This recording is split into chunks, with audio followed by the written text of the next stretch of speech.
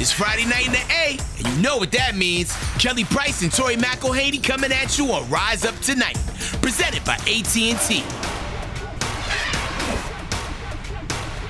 Welcome into a new season of Rise Up Tonight. I am Kelly Price. She is Tori McElhaney, and we are coming at you from sunny South Florida. It is very hot out here. Yeah, sunny and hot. Don't forget that. Yeah. But it's also been a really hot week for the Falcons on the field. They've had a really competitive week of joint practices here in South Florida. Let's huddle up about it all.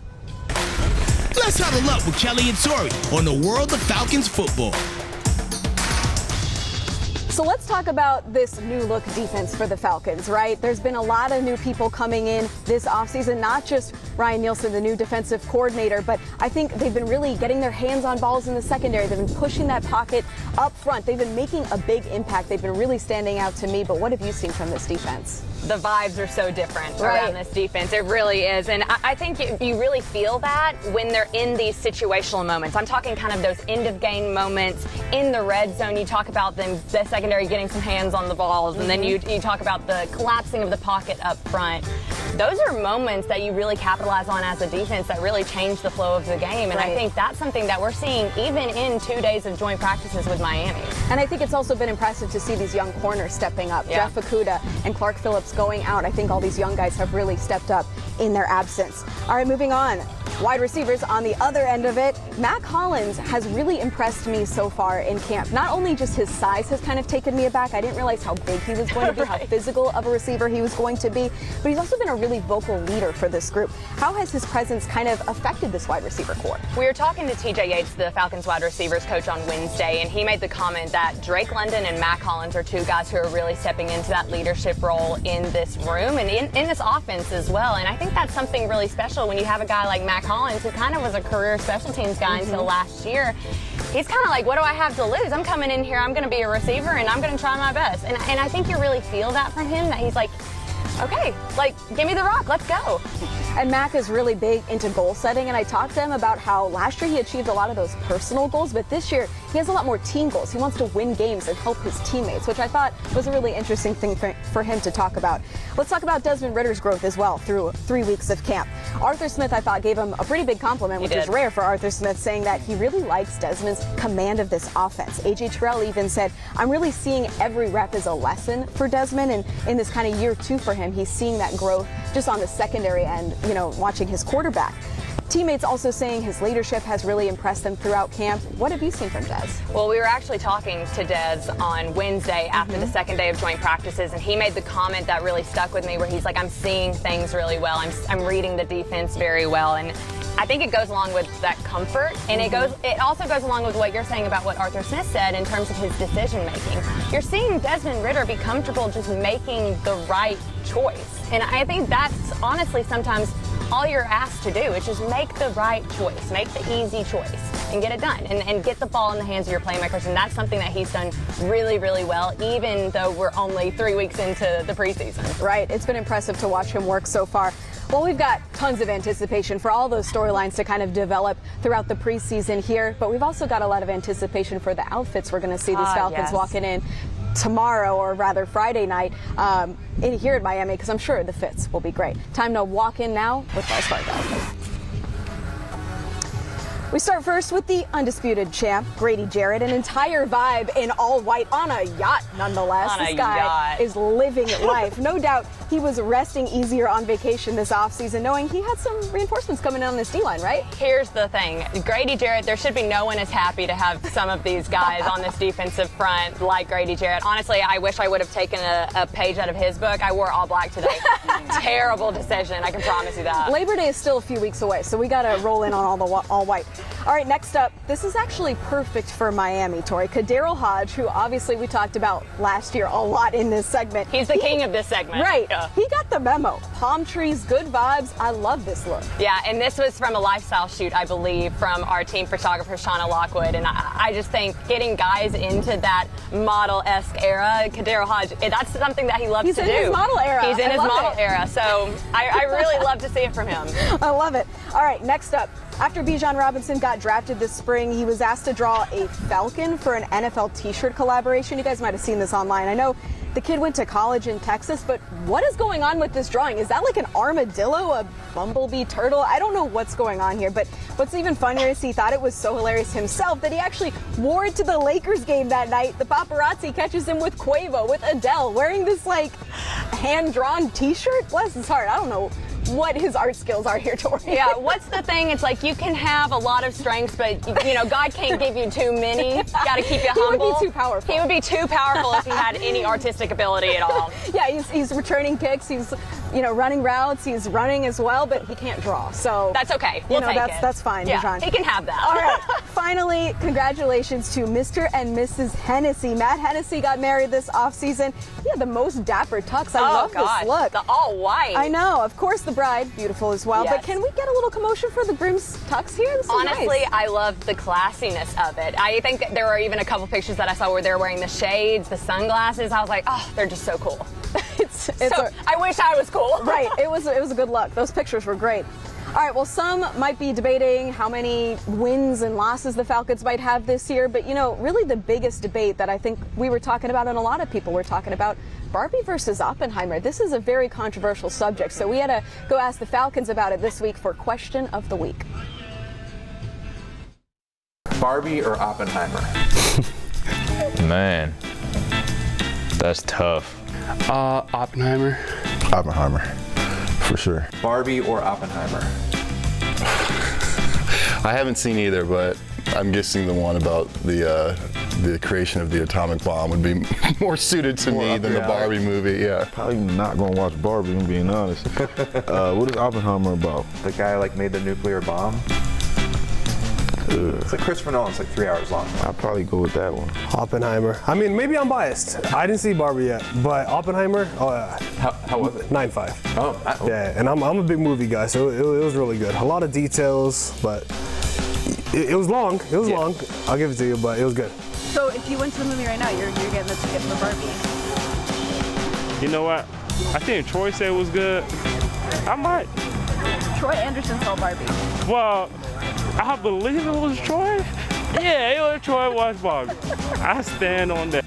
All right, Troy Anderson said he watched Oppenheimer, but then Arnold Ebiketie said that he told him to watch Barbie. So I'm like, Troy, did you really watch Barbie? And of all the people on this team, I wouldn't expect Troy to be watching Barbie. Honestly, it makes me respect him more. Right. I know we're going to talk about him later in this show, but I'm like, you know what? I wish you would have said Barbie. Stand firm, because as two ladies who loved the Barbie movie, I want to see more guys love it. I agree. I think if we had asked Desmond Ritter, he would have said Barbie, because he's a big girl dad. He is, yeah. I don't think we got the right selection of guys there, the right sample size.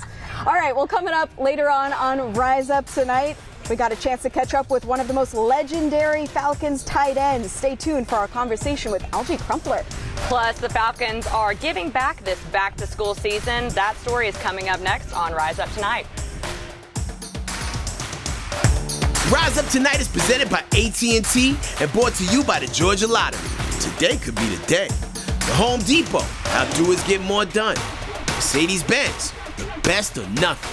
And Truist, when you start with care, you get a different kind of bang.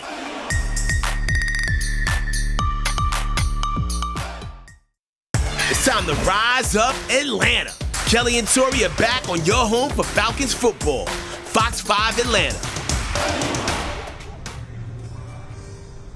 As thousands of Metro Atlanta students were back to the classroom this month, the Atlanta Falcons helped them get ready for back-to-school season as we rise up now for Atlanta, presented by Truist.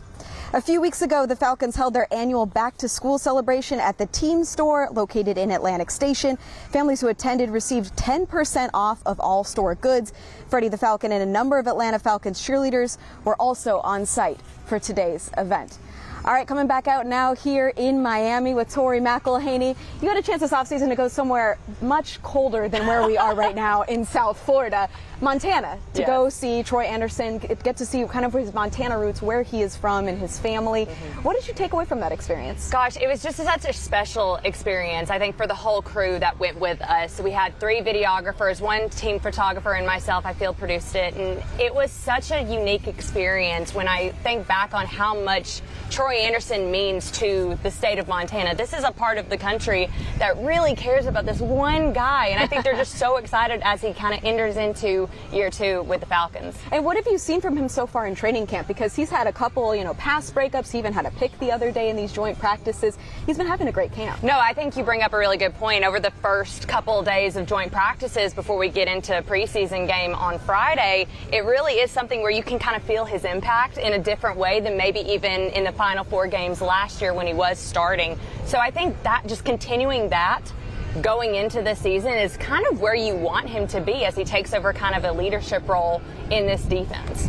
Yeah, and with Ryan Nielsen, maybe going to be using him a little different as well. It should be exciting to see what he brings this season. All right, well, since we are in Miami, we got to spice things up. Our hot takes are coming up later in the show.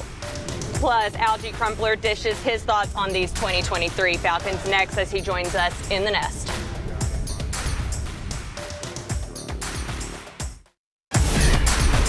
Welcome back to Rise Up Tonight. Let's head in the nest with Kelly, Tori, and this week's special guest, brought to you by Mercedes-Benz. I want to welcome in the nest Algie Crumpler, who's one of the best kind of tight ends in Falcons history. You were here from 2001 to 2007, 4-time Pro Bowler.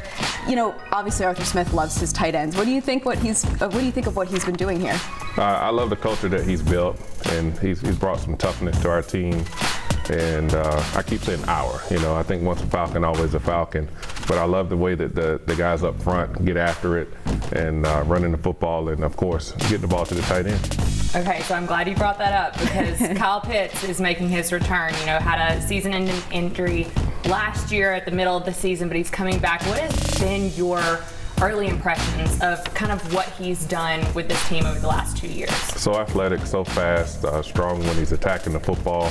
I love his vertical routes. I just can't wait to see that Ritter to Pitts connection because he didn't get that last year because of the injury. So I study tight ends. I just love, seeing the Kelceys of the world, the Kittles of the world, the Andrews of the world. And anytime you talk about the tight end position, you want Pitt's name to be at the top of that list. And of course, Jonnu as well, coming in going to be doing some pretty good things. I want to follow up on that real quick. When you saw that Kyle Pitts was coming to Atlanta, when they picked him, what was kind of your first reaction about him coming here to Atlanta? Well, I watched him in Florida, and coincidentally, his tight ends coach at Florida was the same tight ends coach my first year at North Carolina, my first 2 years at North Carolina. So I knew that he was coached by a hard-nosed, tough, innovative type coach that loves the red zone. And so, I just thought he was coming in and score like 15 touchdowns a year. And I know that connection in the end zone has been a little tough, but he just makes plays down the field. And anytime you can have a vertical threat, especially with the big type receivers that this team has with a Drake London and another North Carolina product on the other side.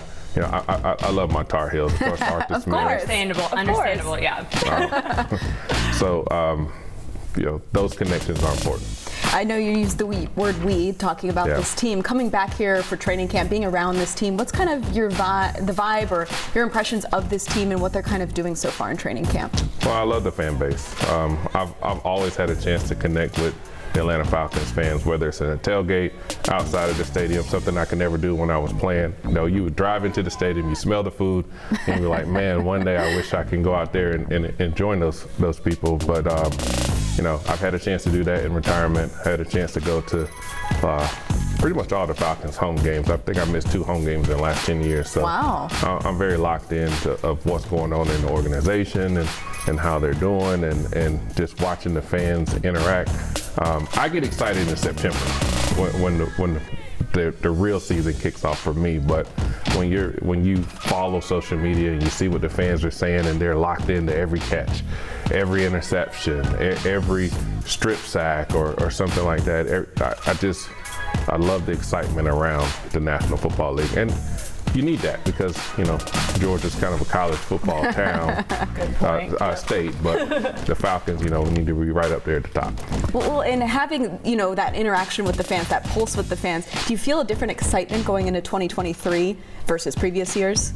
I believe so. You got a new quarterback coming in that had a strong 4 games to end the season, and now it's Ritter time. You've got a really solid offensive line, Jake Matthews and Chris Lindstrom, anchor guys that can come in and help some of the newer guys you have on the team, and then there's a lot of excitement around Bijan Robinson. I don't play fantasy football, but if I did, he'd be my first pick.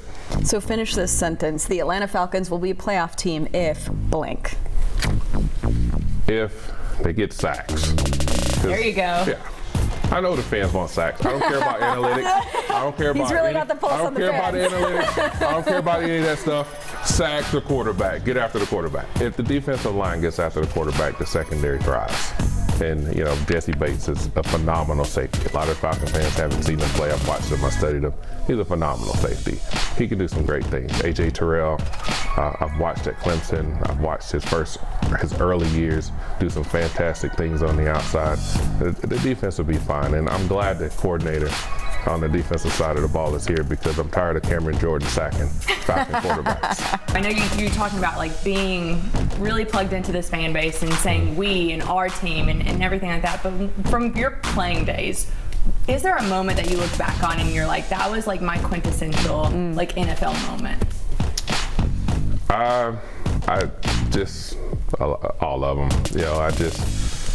I took the good with the bad and just tried to appreciate the moments that I had here. I had 7 really good years here in Atlanta. I thoroughly enjoyed my time in Tennessee. I loved every moment I had a chance to spend with Bill Belichick and Tom Brady in New England. But those teams were teams that I played for. Atlanta's home. Atlanta's going to stay home for me. I love it here. I can get anywhere in the world on one flight. Shout out to Hartsfield Jackson. Don't we all know it? But I hate connections. Same. One way.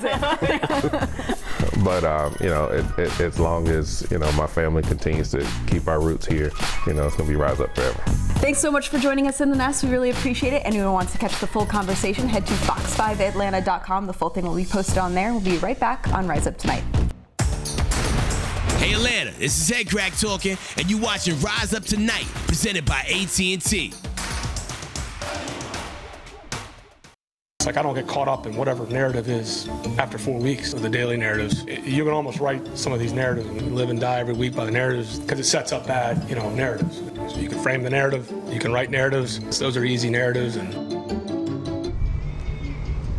Man, I miss that montage. I miss Arthur Smith talking about narratives. Not that we haven't been hearing him still talk about that during training camp, but I miss that nice little montage. Honestly, we need to update it now that we're in a new season. He says it every day pretty much, so we might as well. All right, well, our hot takes today in Miami, very hot here, so they're not going to be as spicy as maybe where we're sitting right now. My hot take, it has to do with Arthur Smith himself. The mustache has got to stay until the Falcons lose a game, whether that's in the preseason or in the regular season. I say let's treat this like a postseason rally beard. Keep it until you lose, and if you do, then you shave it off or whatever. But until then, good luck. Keep it together. I like it. The rally stash. I like it. Honestly, like I think the fan base should get a hashtag going for that, just to keep it around. Like Put some Spencer pressure Strider, on him. Everyone was getting the mustaches for Spencer Strider. There you go.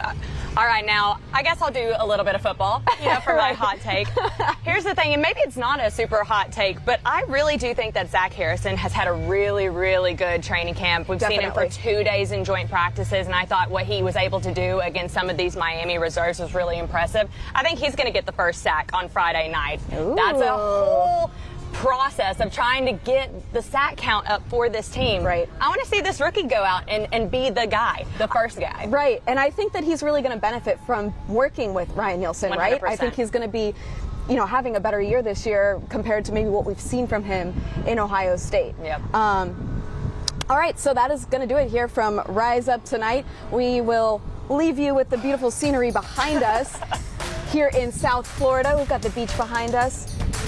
Friday night kickoff on Fox 5, 7 o'clock tomorrow. We'll see you then.